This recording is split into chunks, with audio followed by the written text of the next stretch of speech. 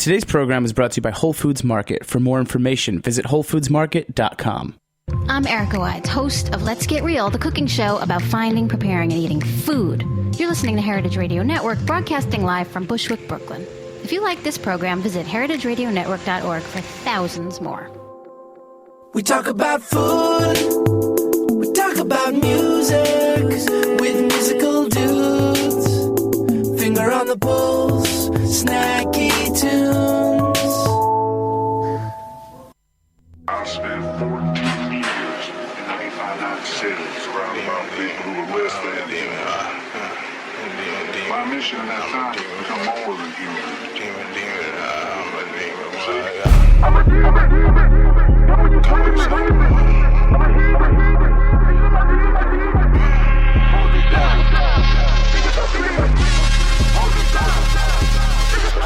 Light red, black slave, bodies aim, bodies lay, niggas spray, single slave, name, was me spray, black ski mask, all black, fuck, I'm insane. Why every time I hear a shot, that's the niggas like, why every time I see the cop, that's the niggas like, studs, ass, cop, fuck, I'ma catch him in the night, me from the fucking cow, shit, that's the title fight, G4 with the shawty, mama raised me right, G4 with the shawty, that's a homicide, G4 with the shawty, in my body, this is what it sounds like, when my fucking people cry.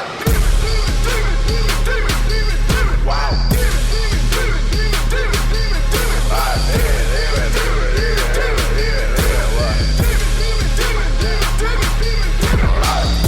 I'm even a liar, maybe I'm one of them. I'm even a liar, maybe I'm one of them. I'm even a liar, maybe I'm one of them. I'm even a liar.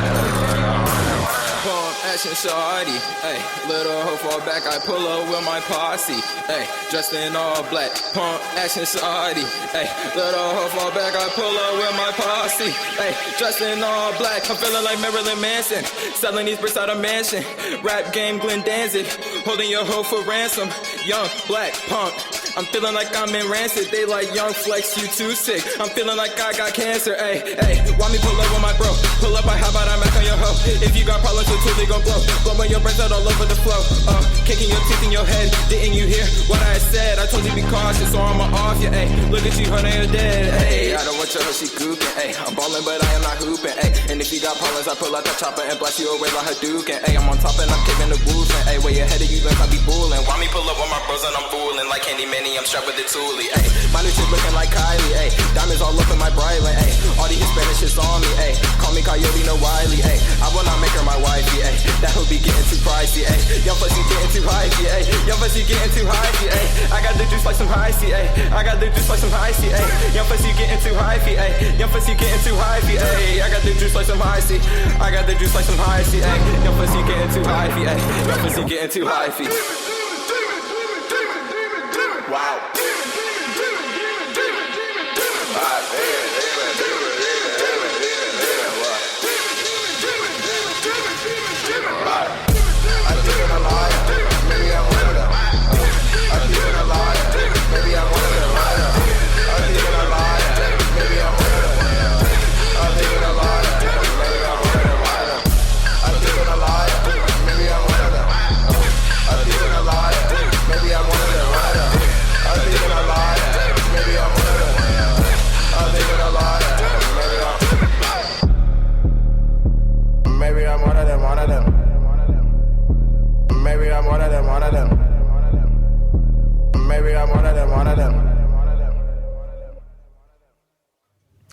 All right, welcome to Snacky Tunes. I'm one half your host, Greg Bresnitz.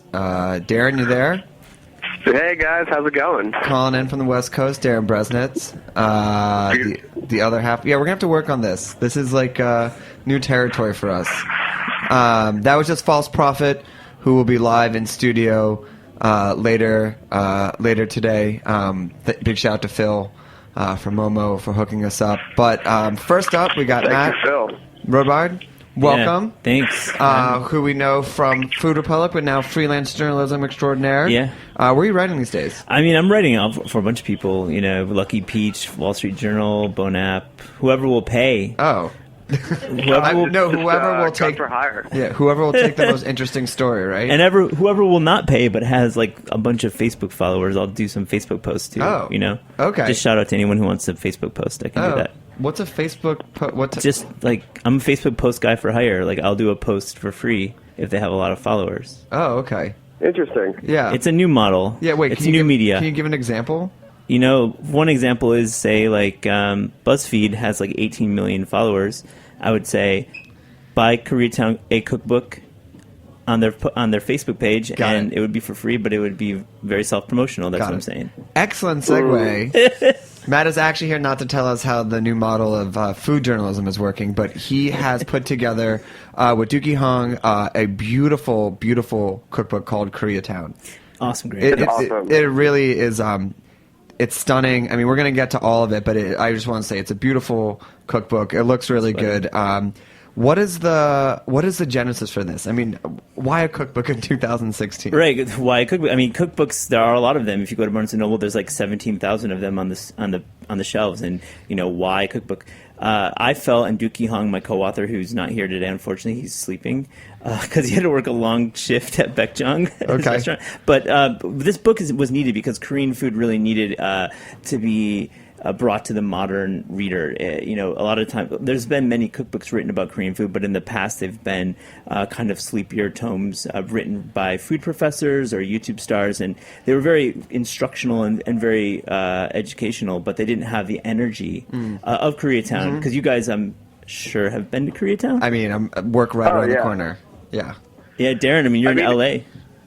Yeah, I mean, it's funny because I always know when you're in town, because my feed on Instagram is just like the best looking raw, like banchan meats getting ready. I was like, oh, Matt's in LA. But I mean, I've known, I think my first experience in LA in Koreatown was Park's Barbecue, which is sort of like the most popular one. But, why has Korean food taken so long to get in sort of the mainstream, compared to Chinese food and Japanese food?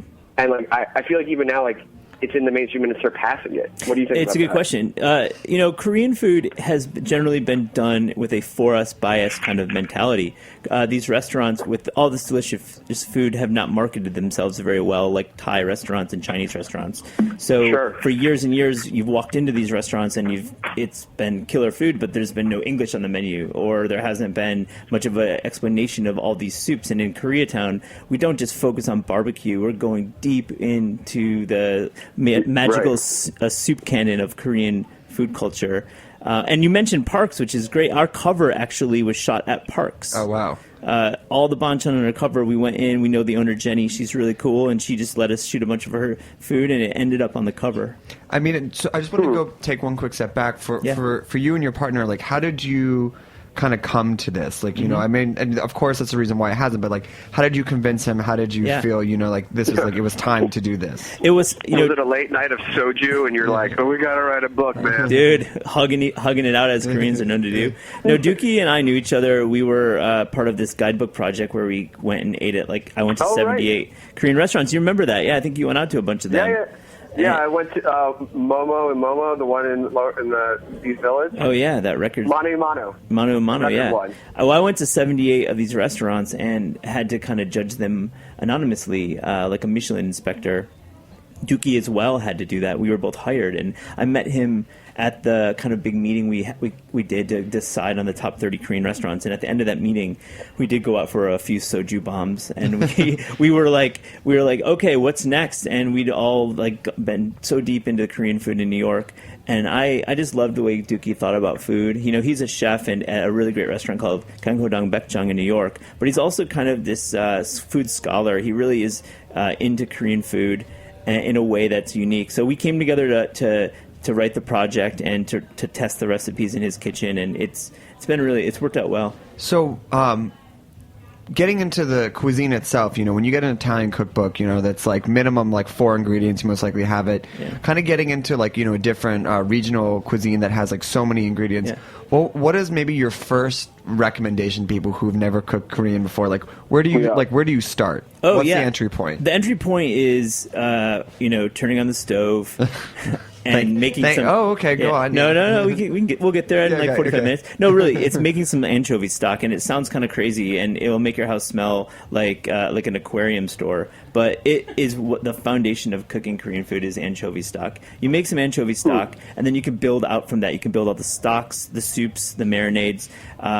But also another thing that a great place to start is with the jangs, and you've heard of gochujang. I'm sure in the food media it's been written about all the time and again, and that's a fermented bean paste that's has a bunch of peppers thrown into it, dried pepper flakes, and that's one of the fundamental ingredients for cooking with Korean food. So I would say go to your Asian market, buy some gochujang, buy some dried anchovies, make some stock, and you can cook your way through this book. Yeah, one of the things in the book is how to cook Korean food without upsetting your neighbors. So, like, what are some tips for the people who might not be used to the smells and the aroma of the Korean food? Well, I think you've got to take a little bit of a lead from your local weed dealer and buy a bunch of turkey bags, large freezer bags, and double bag all your jangs, double bag your kimchis. That's really important. But really, it's controlling the smoke. This food is really smoky, and it's all about keeping a well-ventilated house, even if it's a small Brooklyn apartment like myself, and I've smoked it out a few times with Korean food. But always, in Korea, they have this thing where Koreans will buy kimchi refrigerators, a separate refrigerator for keeping fermented foods. Where we don't really have that. We don't have space for two refrigerators, so I would say just wrap up your food. That's key. So, a lot of times when people start cooking a whole new type of cuisine, they look at like their spice shelf and their ingredients and realize that they don't have any of the base stuff. What's it going to cost? Like, how much what's like the basics you need to start having your own Korean kitchen at home? So it's really interesting. I mentioned the jangs, gochujang and tenjang. Those are about $5 a crack. But when you talk about cooking with Korean food, you're talking about basic larder, your basic components like ginger, scallions, garlic, sesame oil, seaweed, things that you're going to find in Chinese cooking and in Japanese cooking. There's not it's not like the Pok Pot cookbook, which is, I love that cookbook, but there's so many ingredients. You have to like search out for ra ram and galangal and lemongrass and all this foreign stuff. I think with Korean larder, it's very limited, and you can shop through it. To answer your question, $30, go to your local H Mart, and you're going to be on your way to cooking Korean food. Now, quick question. You mentioned kimchi. Did you guys make and bury your own kimchi like somewhere in Central Park? We put it, it's in like Prospect Park. Like we'll be picking it up in March. No, we don't bury our kimchi. They do that still. I've witnessed it, and it's pretty crazy. And it is actually it's a great way to ferment. But we have several kimchis in the book. Kimchi is actually, we can think of it as a verb more than a noun. It's actually a technique of cooking. So what is well known is the beju kimchi, is the cabbage kimchi, but really we have all sorts of. We have garlic scape kimchi. We have pineapple kimchi actually, which is pretty ridiculous. Is that traditional? No, that's Deuki Hong right there. Okay, That's Deuki Hong's recipe. But you can really kimchi hard boiled eggs. You can do a lot of cool things with the technique. Okay. Well, we're going to take a quick musical break. Then we're going to come back and talk about some of the guest chef recipes and some of the full squids and other thing that's going on. Right now we got a track from Big Ups, who were live in studio a few years back, and then we'll be back with Matt to talk more about Koreatown. Thanks, man.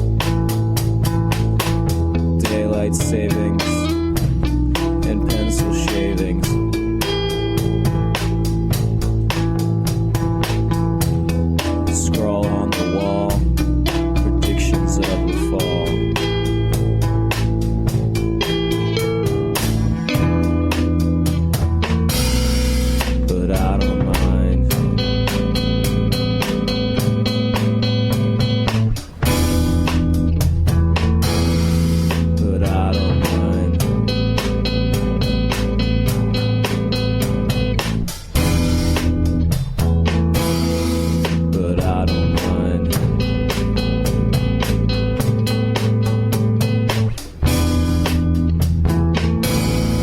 But I don't mind. You've got your mother's hands and your father's heart.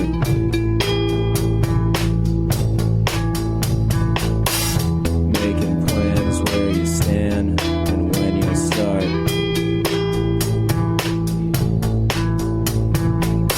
Slow motion next to an ocean.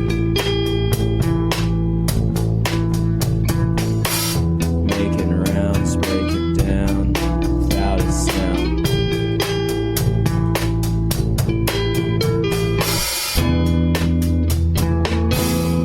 But I don't mind.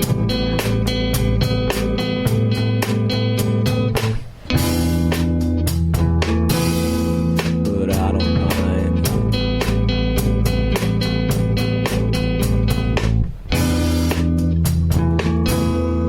But I don't mind.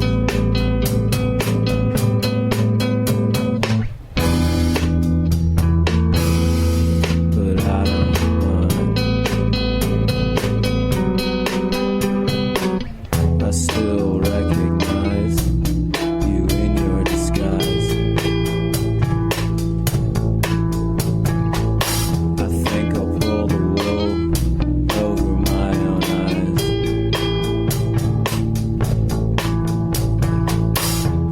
'Cause I don't wanna see me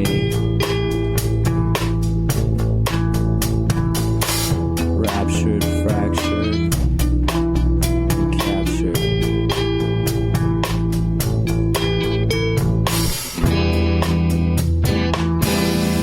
But I don't mind.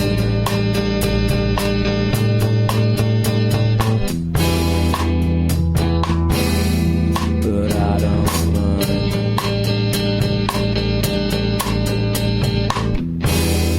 I don't mind, don't wanna see it mine.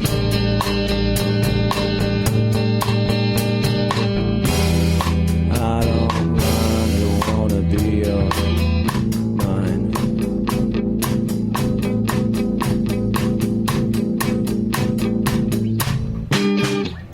I think I'll pull the wool. I think I'll pull the wool. I think I'll pull the wool over my own eyes.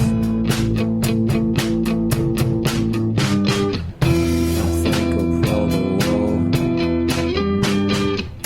I think I'll pull the wool.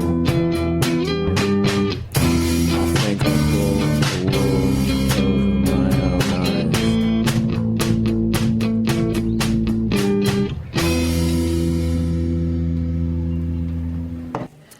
All right, welcome back to Snacky Tunes. I want to talk about getting guest chefs Yeah. to write a recipe. Like, what is the process of reaching out to someone? Like, is it a dance? Is it like a call and favors? Like, how does that go? Well, A dance? A Korean dance? It's a waltz. No, in our book, we call our guest recipe section Respect. Yeah. Because we weren't just looking for chefs who were putting kimchi on top of something, which is a lot of times how Korean food is represented in non-Korean restaurants. So we went to some of our friends in the community chef community who were doing really interesting things, who were actually fans of Korean food, which wasn't really hard to find. Most chefs are fans. So, like, for example, Stuart Brioza at State Bird Provisions in San Francisco has a great dish with yuba and kimchi and an egg, and he serves that at State Bird Provision, but he also makes his own kimchi. And I remember going to his restaurant and having him take me up this rickety ladder to his, like, illegal kimchi lab, which I probably shouldn't even be talking about now. But that's just one of many. We have Sean Brock. We have Paul Key has a really cool grilled cheese with the triple cream from Cowgirl Creamery and green apples and nori and gochujang mayonnaise. Super cool. We have Danny Bowen has a bone broth called solentang with smoked brisket and uni. And we just went out to our guys and just said, hey, like, how do you want to respect this cuisine? And getting the recipes themselves was sometimes difficult because chefs aren't really down with the internet sometimes. Yeah. You know how it is. No, we did the TV Right. show. Absolutely. Yeah. Yeah. But but the result was just a document of a compilation of these cool recipes that are really pushing Korean food forward. Yeah, and it's cool. I mean, like the Shamrock one, which is definitely because like take on the South, but definitely with Korean flavors. I mean, it's really like, and yeah, we have to also talk about the photos in this because they are absolutely stunning. Well, thanks a lot. You know, we used two really great photographers, and I know you're familiar with both of them because they've been in the Brooklyn music and food scene for a long time.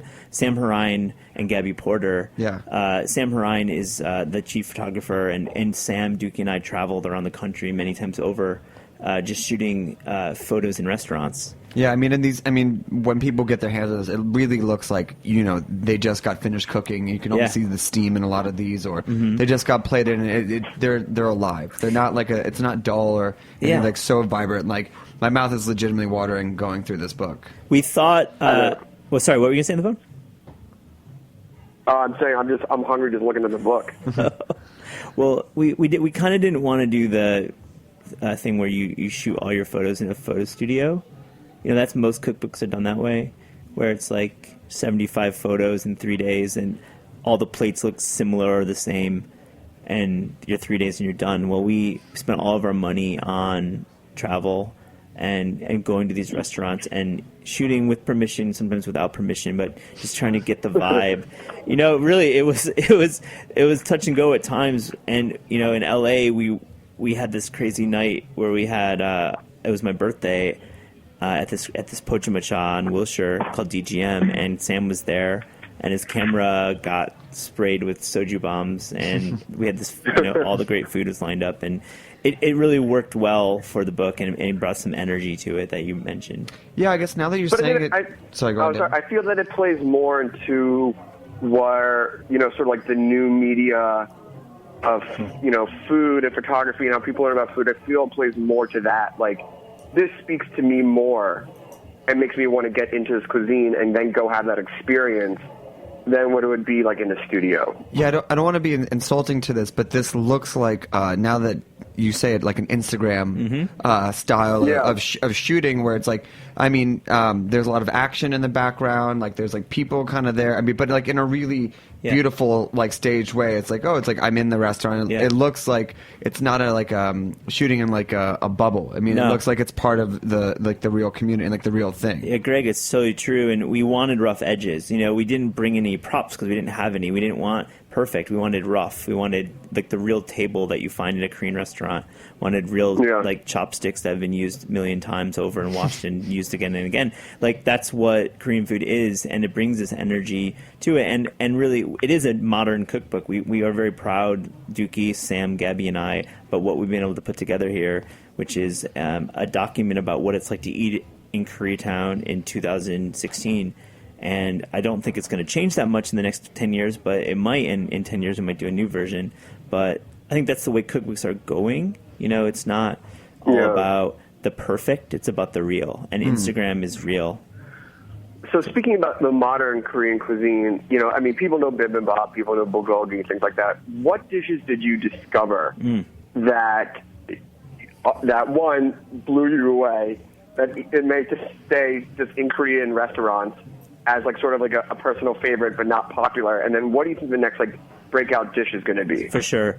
Darin, you know, gamjatang is this dish that I love, and it doesn't roll off your tongue like bibimbap. It's called gamjatang. It's pork neck that have been stewed for hours, and it's in this stew with potatoes and black pepper and perilla leaves and perilla seeds.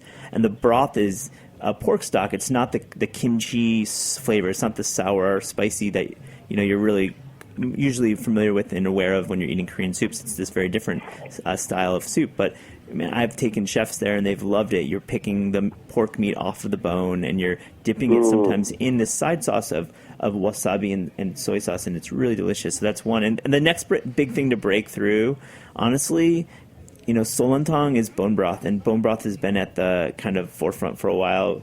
I'm sure you had like 20 guests that talk about bone broth. We actually never brought anybody in to talk about bone broth. Bone broth. Yeah, and which is, Snacky that, Tunes? that, Okay. that trend kind of like missed us. Oh, missed you. Well, Yeah. I think Solentong could be this next big thing with bone broth being a big staple right now in food culture. But this is the really traditional Korean style of bone broth, and I love it. Amazing. So I know that in addition to the cookbook, you also created a fun playlist to go around with the cookbook. Yeah.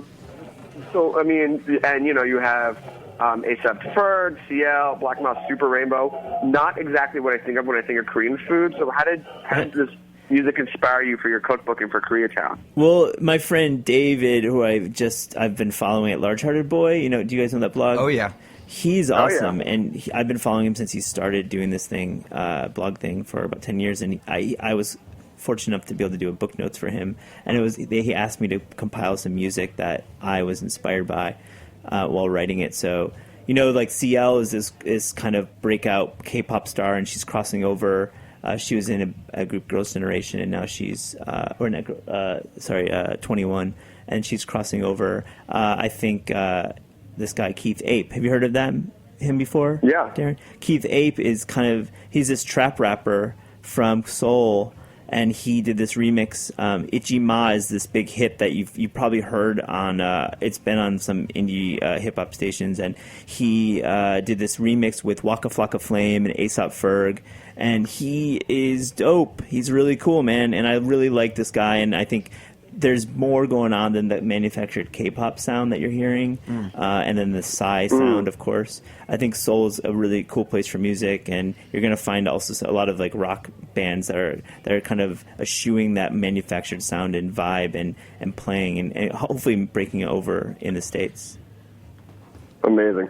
So just before we wrap up, I know that you have a couple events promoting the book happening up and down the East Coast, and then fingers crossed on the West Coast. But what do you got coming up in the next month or two? Oh, yeah. So we're going to be in Philadelphia on Tuesday at Abe Fisher, which is Mike Solomonov's restaurant, and we got this cool event there. And then in 2 weeks, we'll be down in D.C. with Eric Brunner Yang.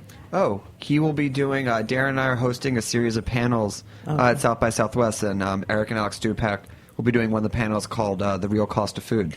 Yeah, he's great. It's so cool that you're hooking up with him. He's a rising star. Yeah. Met him this week. Awesome. He was in town this week cooking for the Beard House. He's a really nice guy. He's super cool, and he has a place called Maquetto, which is like a restaurant / retail outlet, and we're doing a big event there in a couple weeks. And then we're hopefully coming to the West Coast in April. And Perfect. Good. We'll be there. Yeah. All right. Well, where can people get the book, order online, hire you for Facebook posts? Facebook posts. Definitely. Those are freebies, though. I'm not for hire. Those are free. Yeah. So KoreatownCookbook.com is our website, and it has a bunch of information, but you can order it on Amazon. And, you know, support indie and go to your local indie bookstore. Book Court in Brooklyn's a great place. Perfect. Great. Well, we got one quick musical break, and then we got False Prpht live in studio up next.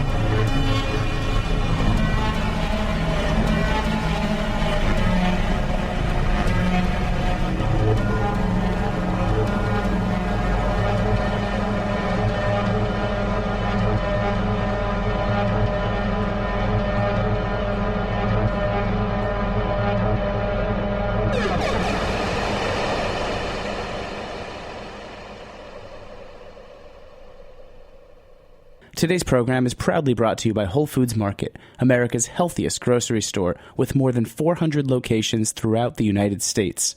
Download the Whole Foods Market app on your smartphone for recipes, sales, information, and digital coupons. Or visit WholeFoodsMarket.com to find a store closest to you. All right, welcome back. False Prpht live in studio. Welcome to the show. Yeah. You want to go around and introduce yourselves? Yeah, I'm False Prpht, a.k.a. Heady Negro. I'm Siobhan Bledsoe. I'm a poet and essayist. I met him a couple years ago, but I guess we'll go into that later. Yeah, So, yeah. We'll get to all of it. Yeah, of course. Yeah. Go on. I'm Poozy, a.k.a. government name Parker Black. Let's start with the airport. So you guys met in an airport. What is the story behind that? So I knew Parker from like VCU for a while ago, and like What's VCU? Virginia Commonwealth University. Just got to give reference for everybody who doesn't know. Sweet ass art program. And like, we like hit it off, and then I was like coming back from California on some like spiritual stint or whatever, and then I hear this dude like call my name out, and he's just like, "Yo, what's up, Warren?" And I'm like, "Whoa, it's Parker." And he was just like, "Yo, like South Carolina or some shit." Yeah, in South Carolina, both of our planes have been like delayed and shit, and like, like he was just like, "Oh yeah, like I've been making music in Atlanta," and I was like, I've been like really trying to make music like in New York, but nobody's really been trying to work with me. And then he was just like, "Yo, let's make music," and I was like, "Oh damn." And what type of music were you making at the time? In Atlanta, I had just gotten out of a hardcore band, so I was sort of like transitioning from like hardcore band music to like producing, basically. Yeah. So I really wasn't making any music at all. I was just like, it's like just been like a kind of brainchild of like trying to just like finesse it out. Was there a sound in your head, or a particular sound, or was it lyrics, or what was existing at that time? Yeah, it was like, it was like a lot of like, I knew like what I grew up on, which is like all like anime, like a lot of like heady like Black history shit, and like just like kind of like wanting to have an outlet for that.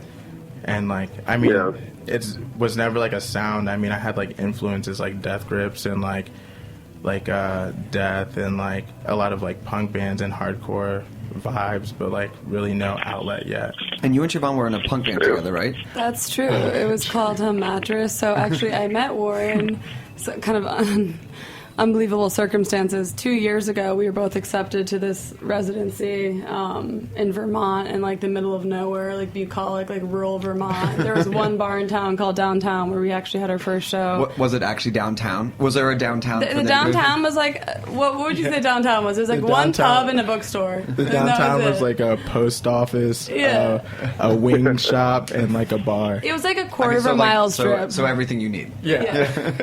And I guess, like, I can extrapolate a little bit. Like, I was there as a poet in residence. He was doing installation art, like, a great visual artist. But we both were like, fuck this. I felt like I can't, like, create without stimuli. I'm coming from, like, this environment right here, going to the middle of nowhere in Vermont, like, trying to, like, write a book, So we abandoned that, and we started this, like, punk band called Mattress. Did you record? How long lived with it? Yeah, we did. Is it still existent? It doesn't exist anymore. R.I.P. Mattress. But only, R.I.P. only because everyone scattered and dispersed, because people came all over the world to the residency. So we had, like, people in Edinburgh, people in London, people in Guatemala. It was just, like, crazy all over the place. So like we were hitting like trap shit, like how to make like pies and like really like experimental, just like trap punk. Yeah, a lot of like banging on shit. It was super fun. Nobody knew how to play instruments. How many shows? One. Okay. but to be fair, we were invited on the small like Vermont circuit locally. That's they were fine. Like, do you want to come play Stowe Mountain Ski Resort? And we're like, I guess. You got to leave them wanting more. So then, from Mattress, where did False Prpht begin to evolve? Like it's been like a thing. Like I've been trying to make like secretly like music forever, like blasting like social media, just like dating like high school, just being like, yeah, I'm about to drop this EP, it's gonna be sick. Like hitting up Photoshop with like mad album artwork, and then like finally it just like it started like kind of with like Mattress, and then it like evolved when I ran into Parker again, you know. And you were also writing some like really dope poetry, like Diary of like a Young Black Boy, like Diary of a Mad Black Wimpy Kid. Yeah. So after your guys' chance encounter, when did you circle back to start putting the project together? Literally like it's like Tell them about East New York and our Mattress, literally full circle. Not related to the band, just a Mattress. No, it's great. It's synchronicity here. Solo Mattress. Like when I went back, like it was like me and Siobhan living in the same room on the same mattress, and then like she moved out, and then like probably like 2 weeks later I was just like I gotta dip, you know, like I gotta make music. And then like I was like with the mindset of like being like, oh yeah, I'm gonna go to like Atlanta, start making music, because like that's where Parker was. And then all of a sudden like I ran into Parker at like a show in Richmond, and he was like, oh, I just moved back here, so like I'm ready, and I was like, oh shit. Like, what's the difference between making music in these different scenes, like Virginia versus Atlanta versus New York versus Vermont? Well, Vermont, there's no music. There's no music scene in Vermont, but like, the thing about a lot of these music scenes is always reactionary. So that if there's nothing to react against, there's nothing going on. True. So like for like Richmond, for example, it's kind of 50-50 with things happening versus like what you can do. Whereas like New York. It's like 100% you can do it like anything you want. There's just so much shit going on. That's what you gotta love about New York. Yeah. Why don't we hear a track? Yeah. Okay. Yeah. Let's do it. Yeah. First radio performance. Yeah. First podcast performance. Doing it live. Are you performing live or is this pre-recorded? Nah, it's live. Oh wow! All right, yeah. Let's see this. All right. So False Prpht live on Snacky Tunes. Yo. I'm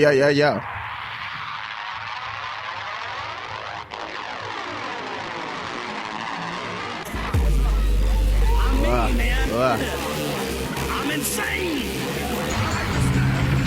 I'm that nigga, yo. I know Civil War gun holder. I'm that nigga, yo. Like, I'm that nigga. All black Wesley Snipes. I'm that nigga.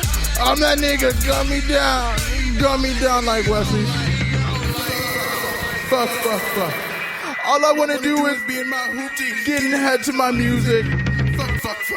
Fuck. All I wanna do is get in my hoopty and get head to my music. Yak that speakers booming. Heaven sent, ain't no choosing, bitch. Lit up the wine, lit up the drink. Fuck your bitch, permanent. Ain't no coming down. I'm on my knees. This is my swan song. I'm on my knees. I'm your own personal Judas Priest. Ain't no coming down. I'm on my knees. I'm your own personal Judas Priest. Yeah. Niggas die today. Nigga fade away. Fake ass niggas die today. Nigga fade away. Fuck. I'm that nigga. You don't like. Look for me in 4 days out prison, just like Grape ain't got no name. Fuck ain't got a bitch. All I wanna do is get ahead to my music, riding in my hoopty. Yak that speakers booming. Yak that speakers booming. All I wanna do is get ahead to my music. Yak that speakers booming. Don't put me down. I was led astray. Fuck fake niggas, fade away. Fuck fake niggas. Fuck fake niggas. I'm that nigga. You don't like. Nigga.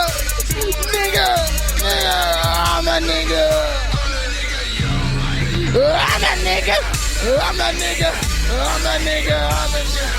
All black Wesley Snipes. I'm that nigga. Gun me down. Gun me nigga you don't like. like. I'm that nigga you don't like, fuck. What? I'm that nigga you don't like. Yeah. So how do you begin to put like your hardcore punk roots with rap, and like where do you like kind of bleed the two together? Do you see like there's like much of a difference between the two genres? Yeah, like I mean, I think like it's crazy because like hardcore kids love rap music. Like every intermission between a hardcore band is just like a 3-6 Mafia forever. True. You know, but like I mean, I don't think like the energy that's like given out from like very like rap oriented like 3-6 Mafia versus it's like 3-6 Mafia versus like Death Grips, where it's like both people are so live that like the energy like that's escalates and like that's given off is just like so beautiful. I don't think there's like a difference, but I think that like there's a difference in like race, sect, you know, like that's like the only difference, you know, like you don't see many like white people like at rap shows. You don't see many like black kids at hardcore shows. That's the only difference. Yeah. And where do you feel like as you're kind of like growing this, like do you feel you fall on one side or the other? Or do you think that it's like it's one and the same? I think it's one and the same. I mean, like, I don't know, like, I mean, like, me and Poozy talk about it all the time. It's just, like, they're, like, the, like, line straight on is, like, so, the, like, narrow path in between both of these is, like, so evident. You know, it's, like, it's there. Just, like, people just need to take it. And when you're producing the tracks, I mean, is a lot of it samples? Is any of it live? Or, like, how does the production come together? Yeah, I mean, it's all over, like, because, you know, I have that root in, like, hardcore music and stuff like that, and playing with bands, like, I like to sample stuff, and I play drums, like, I've been drumming, so, some of it will come from drums, but, like, I don't know, there's just something about, like, digital distortion that, like, I've really been trying to, like encapsulate, and, like, I don't know, I think, like he was saying, like, there's so much middle ground that just hasn't been covered because of this, like, it's like a language barrier or something, you know what I mean? I mean, not like literally a language barrier, but like, why is there not more like shit going on in between? You know what I mean? Like, talk more about that. Like, what is like? Expand on that. Well, I mean, like he was saying, like you go to rap shows and there's like 2 white people there, and it's like, why is that? Like, you go to hardcore shows and there's just like predominantly like, you know, one type of person, and it's just like, I don't know. I just feel like people like to do what they're comfortable with, right? You know, which is pretty lame. It's, you know, it's like crazy. Like you go to like a show and you're just like, it's like rap and like hardcore come out of being like a minority, right? And like yet like they all of a sudden like cut off these like both of these like kind of things that they're built off of, and like mostly go to like the like mainstream or like whoever is like encapsulate the like society that they're about, or like who represents them. Where in which you feel like both areas could like pull lessons from each other? Well, it's kind of one and the same. I feel like we're talking politics right now. It's really weird. It's like For real, partisan. though. It's like, mean, maybe you're the man that's going to bridge, or the rapper war that's going to bridge together everything. You never know, you know? So where does the concept, or what is behind the concept of False Prpht? I mean, like, I think like the concept is like, you know, like, I think, like, the Prpht side is... Because, like, first I was going to rap under, like, fuck boy. And then I was like, like... Boy with a Y or an I? I. Okay. Yeah. Just like making sure. That was, like, your Instagram handle you had for a minute, I feel like. Yeah. But then it was, like... I mean, like, I think, like, it's, like, the Prpht side is, like... There's, like, songs where, like, I'm still, like, trying to, like, push, like, an agenda or, like, talk about, like, a certain thing that's, like, politically relevant, like, relevant in my life, like... as like a black male. But then like I also have that like kind of like false side of like being like, oh, like I want to make bangers, you know, like I want to make some like trap shit that like, people just make like, people turn up, basically. Yeah. I mean, that's at the root, I think, of like, you know, like all this music that we're pulling from is that it has that thing that makes you move, you know what I mean, like uncontrollably, despite what's being like conveyed politically, I guess. It's like you're still going to move to it, you know what I mean? And I think that helps to like beat it. like Yeah. lead it into like Yeah. People just want to dance. Yeah, just want to dance. I don't give a fuck. I just want to dance. Just want to dance. Dance. Let's hear. Let's get something to dance to. Let's hear another song. Yo yo.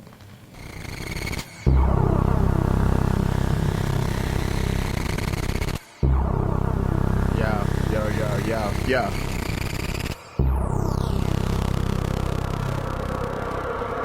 If I die before I wait, if I die before I wait, my soul too tight. If I die before I wait, if I die before I wait, my soul too tight. If I die before I wait, if I die before I wait, my soul too tight. These niggas fake.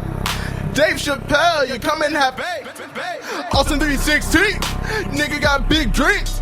Mark up the beats. Austin 316, nigga got big drinks. Mark up the beats. Austin 316, nigga got big drinks. Mark up the beats. Mark up the beats. Mark up the beats. Coming in like Steph Curry. If I die before I'm famous, hope that these niggas stop faking. Hope that these niggas stop hating. Hope that these niggas stop playing. Hope that these niggas stop playing. 6 niggas at my wake. 6 niggas at the pearly gates. 6 niggas lining up the yay. 6 niggas lining up the yay. Yeah. 6, 6, 6, 6. Got these niggas shaking. Got these niggas shaking. Assalamu alaikum. Mama in the front seat crying. Church bells ringing. Everybody dying. Fuck what I like. Leon Mustard is my black head of light. All these niggas stuck in the middle path. Got C Nash, I'ma hit him with the pass. If I die before I wait, if I die before I wait, my soul too tight. If I die before I wait, if I die before I wait, my soul too tight. If I die before I wait, if I die before I wait, my soul too tight. These niggas fake. Dave Chappelle, you coming out babe. But also 316, nigga got big dreams. Mark up the beats, also 316, nigga got big dreams. Mark up the beats, also 316, nigga got big dreams. Mark up the beats, mark up the beats, mark up the beats. Coming in my nigga like Steph Curry. Whoa, yeah.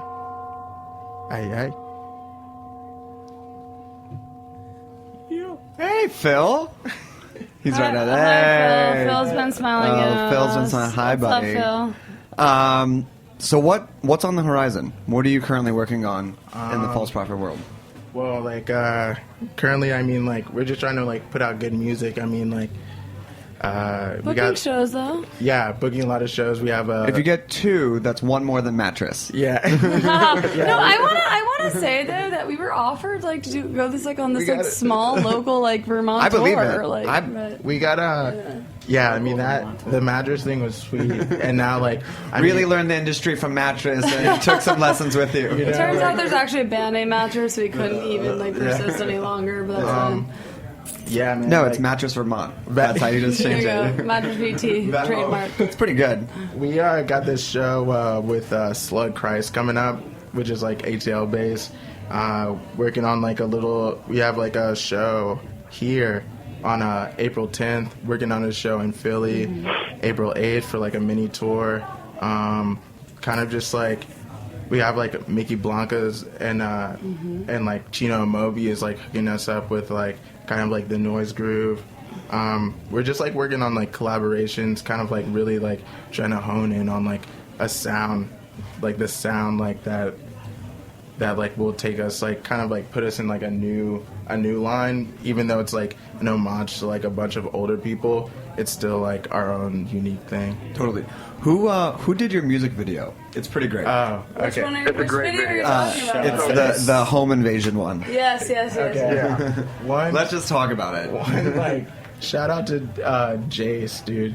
Well, I want to JB say that your aesthetic is so strong and your visuals are so strong, and we obviously can't like sort of display them right now, but like your music videos are where it hits. You know. I mean, like it's like For anybody who's listening, what's the name of the songs they can find on YouTube? all right. So the name of the songs are Wesley Snipe, Evangelion, and Black Steve Nash. Like Neon Genesis? Yeah. We got to talk afterwards. Okay. Yeah. We grew up on it. Every single Yeah. every single thing. Huge, had toys, had the videos. Yeah. I'm currently tracking the re-released movies. Oh yeah, Yeah. 3.3 is coming out. 3.3 is coming out. I got a bootleg of it. I'm saying like every single thing, every single song that you hear is like laugh because like I have like Evangelion, Kill la Kill, At least one anime reference. Anime per Ghost in song. the This Shell. was absolutely meant to be. Yeah. Yeah. Like- Okay. Sorry. The video.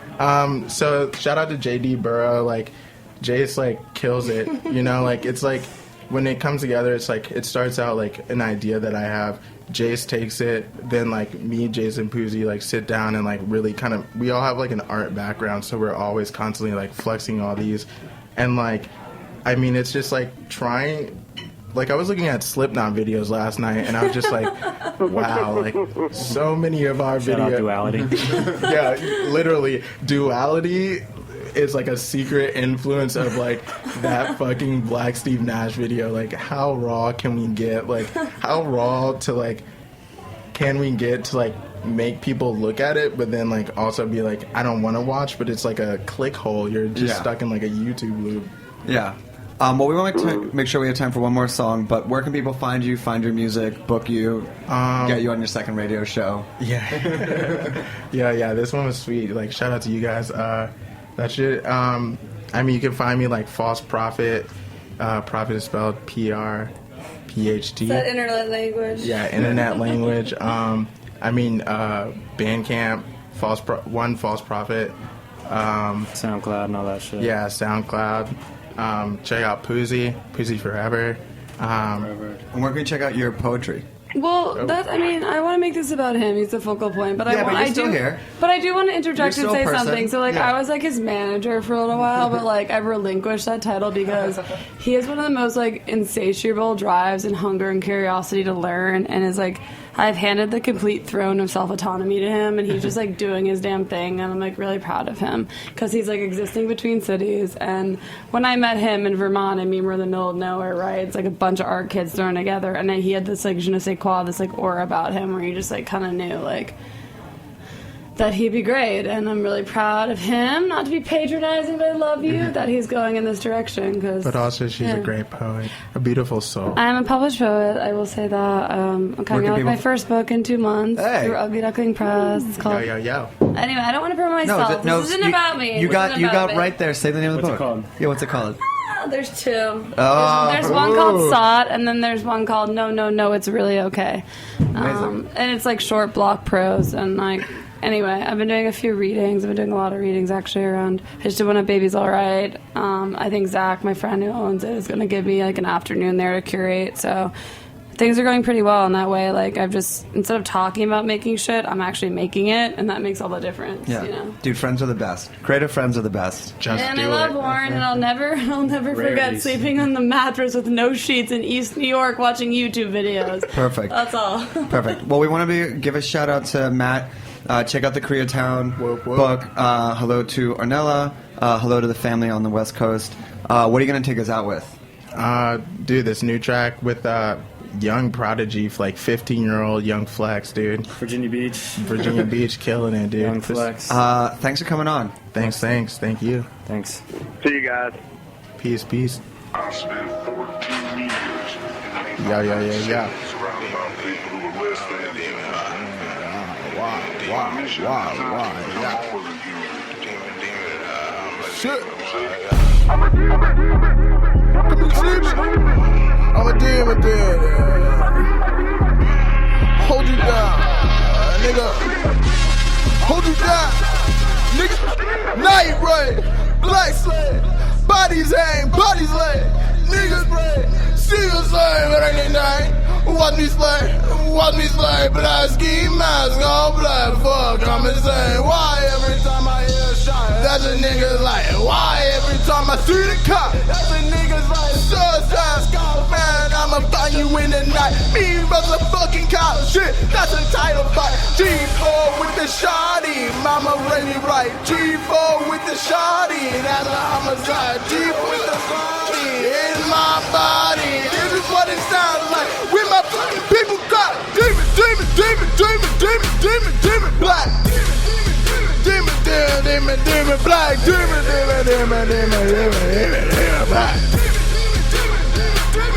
Demon, black. I think been a lie. Maybe I'm one of them. I think been a lie. Maybe I'm one of them. I think been a lie. Maybe I'm one of them. I think been a lie. Maybe I'm action shawty. Ay. Little hoe fall back, I pull up with my posse. Ay. Dressed in all black, pump action shawty. Ay. Little hoe fall back, I pull up with my posse. Dressed in all black, I'm feeling like Marilyn Manson. Selling these bricks out of mansion. Rap game, Glenn Danzig. Holding your hoe for ransom. Ay. Young black punk. I'm feeling like I'm in rancid. They like young flex, you too sick. I'm feeling like I got cancer. Hey, hey, why me pull up on my bro? Pull up my hat, but I'm back on your hoe. If you got problems, your tool, they gon' blow. Blowing your brains out all over the flow.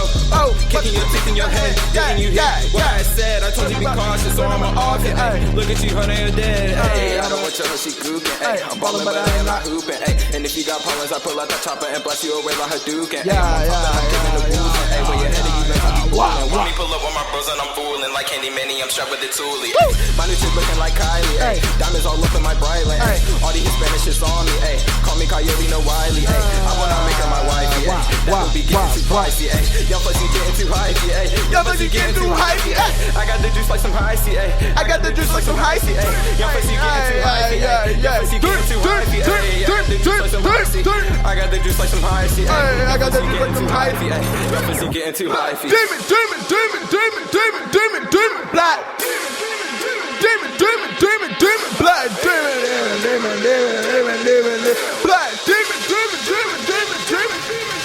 black. I deep in a lie. I deep in a lie, man. One of them.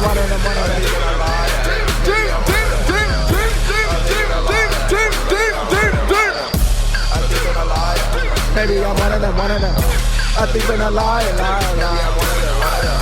I deep in a lie. I deep in a lie.